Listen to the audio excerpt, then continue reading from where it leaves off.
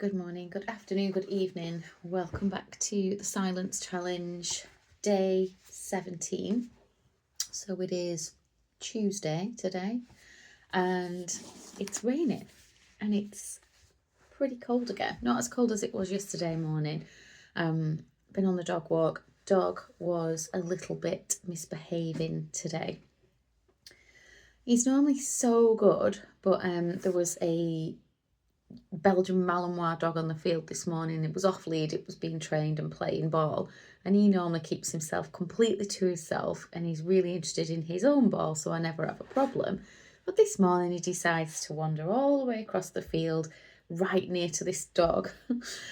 And I shouted sorry and got him back, but she said, oh, he's just not that good with other dogs. And I'm like, yeah, exactly, you shouldn't be letting your off-lead dogs just run up to other dogs, whether they're on lead or off lead, really, without checking that they're all right, to say hello and all of that. But anyway, he was all right. We got him back. It's some different smells on the field this week that have just been driving his senses crazy. So how are we all? Are we ready for day 17? 2 minutes 20 seconds today of silence. Fairly short chapter, touching on the expanse of the universe today, and how we can equally think about how we have a vast expanse to explore inward in our own mind and soul. So again, a bit of a deep one.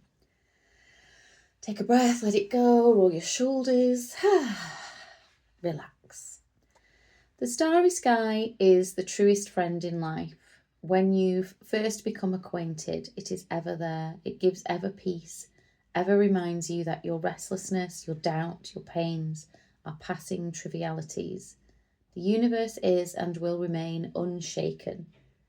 Our opinions, our struggles, our sufferings are not so important and unique when all is said and done.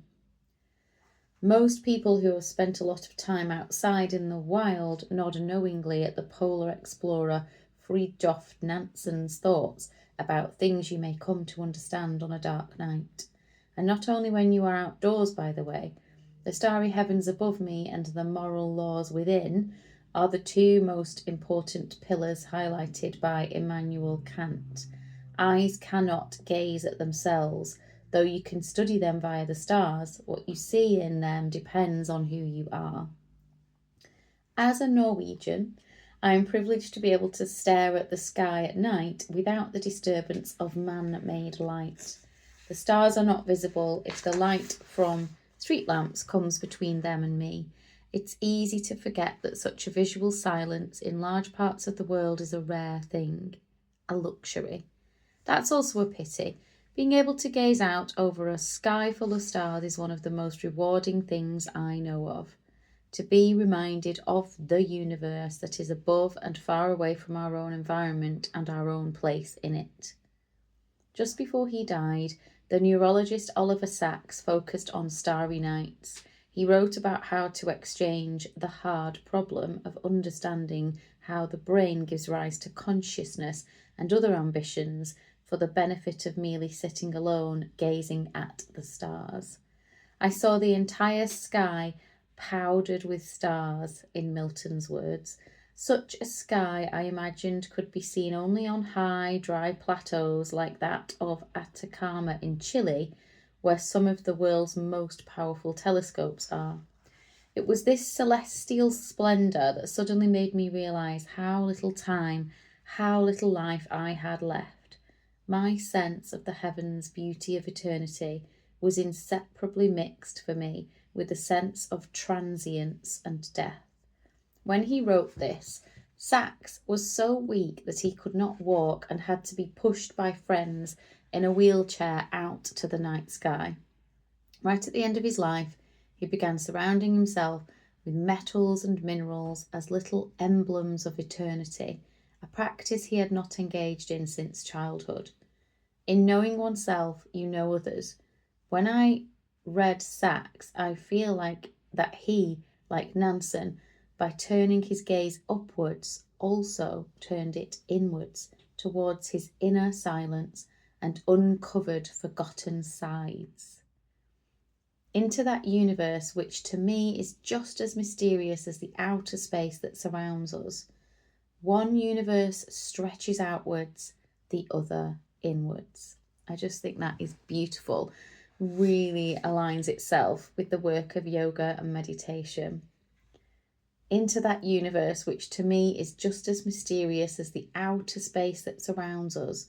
One universe stretches outwards, the other inwards.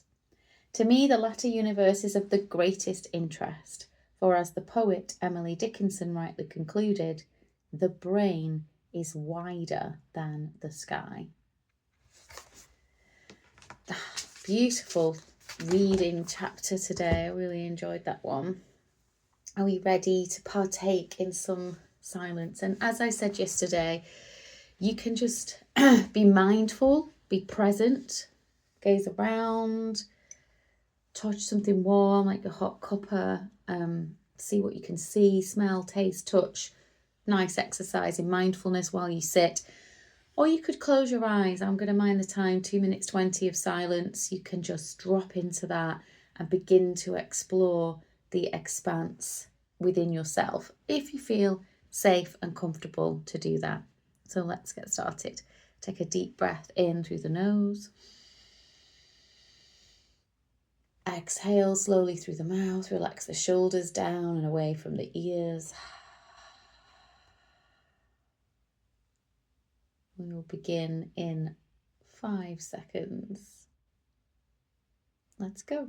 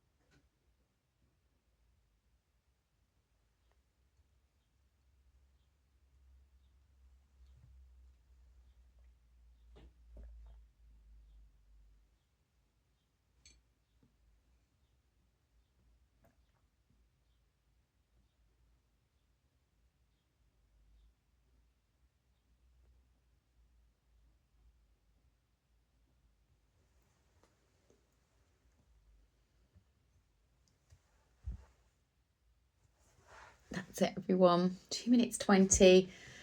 I did a minute with my eyes closed and then the birds chirping awakened my attention because I can see the beautiful colours in the garden. It's raining, so it's just making everything lush and vibrant, and the little birds are like going for the food. So I kind of got transfixed and almost forgot to keep my eye on the time, but managed to bring my attention back to watching the time. So I hope everyone's enjoyed that 10 minutes time spent with me today. If you have watched to the end, because I'm a ye of little faith thinking that no one is going to be actually doing this sitting to the end, please pop a comment in. If you pop the comment end, then I know you've watched right to the end, to the full 10 minutes. That would be amazing. Thank you so much. Enjoy the rest of your day. See you tomorrow. Enjoy the silence.